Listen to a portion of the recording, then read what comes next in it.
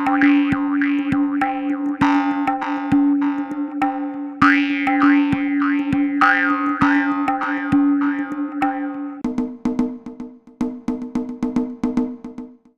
organization is Non-Timber Forest Products Exchange Program.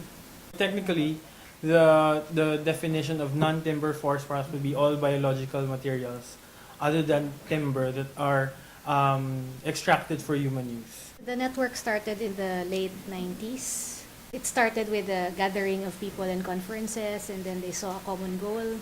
They thought of NTFPs as a focus point for helping indigenous peoples. It started in Palawan with our Dutch founder and our board member who's based in India, and Natripal.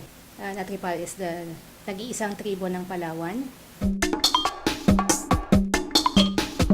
Well, like any organization, we have an executive director, and then we have staff. We work with a lot of NGOs who support indigenous communities, and we also work with indigenous community groups.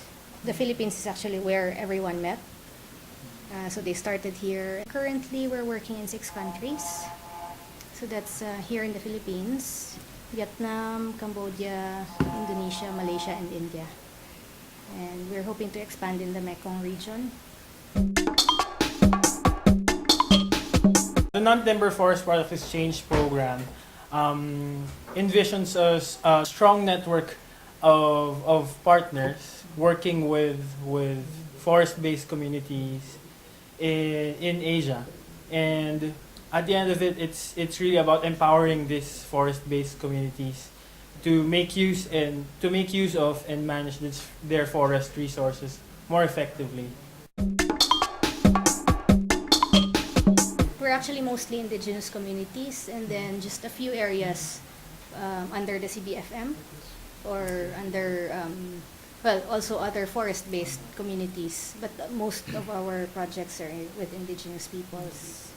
We network with people and partners who support communities already or are planning to support. So that's how it grows and grows. And then there are actually other communities who approach us. For example, if we're working in one area and then the neighboring area would like to also join. So it really depends. It's not we don't go about it systematically or scientifically. Okay. It's just who is interested, whom can we help. The IPRA is a really good law, but it's problematic. There are a lot of peace and order problems where our indigenous communities are, because that's where the remaining forests are. We have external threats, all these things, all these threats to forests. Extractive industries, such as mining, and also other industries like agriculture, monocropping, big plantations. Basically, all the threats to our forests. We have community. It takes a long time to empower communities, and also because we're focusing on enterprise. Also, it's hard, and that's not within the culture of indigenous people. So that's also a hard thing. So building their capacity to do business, it takes a while. It takes really a long time to get their trust and also to be more involved in what they are currently doing. They really have a working mindset of having this specific distrust to lowlanders because you can't blame them. They have the long history of oppression and marginalization. In organizing these communities, we don't necessarily have to introduce to them something new. And as a matter of fact, in organizing them, it's really making them more aware of the importance of the things that they already have, such as culture, tradition, and it's these important aspects of their daily lives which make the products that we have here more interesting in a sense.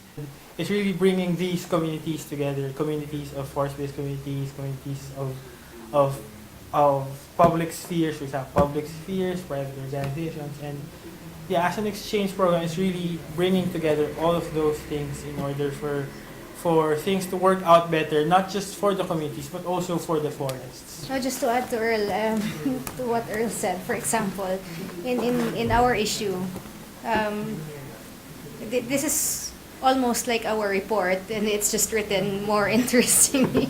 But like, people would be interested more in, for example, the recipe for forest food in Cambodia, rather than like a policy, an international policy conference or something. It's really a long process, and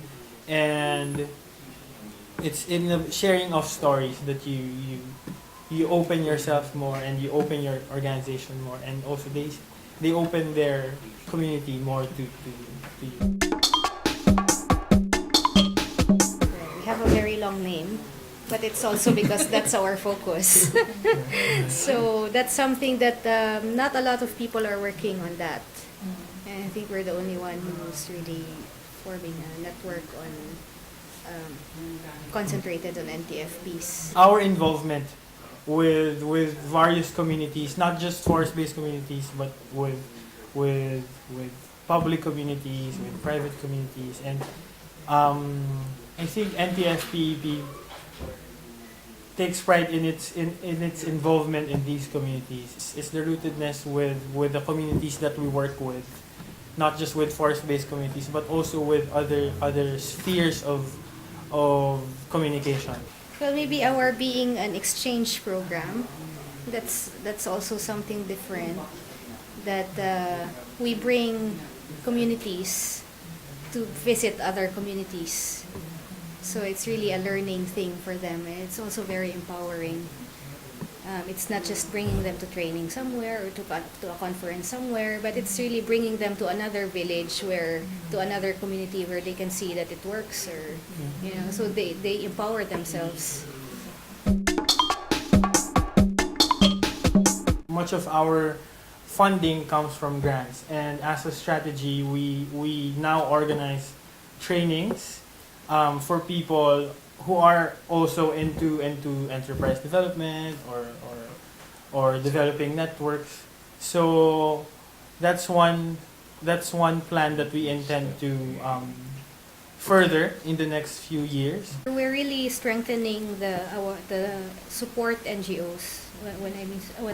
What I mean by support is they're the NGOs who really work closely with the indigenous communities, like they're site-based.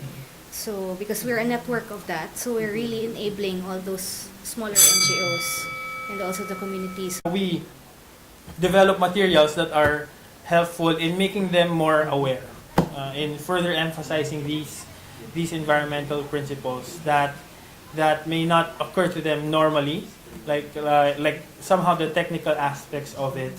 So we're just basically providing them the science behind their indigenous knowledge. We support through either advocacy materials, as Earl said, or if they need funding support for their advocacy, or other means. For me, it would be always dwell on the positive. There's so many issues and so many threats, and there's just so much forest destruction.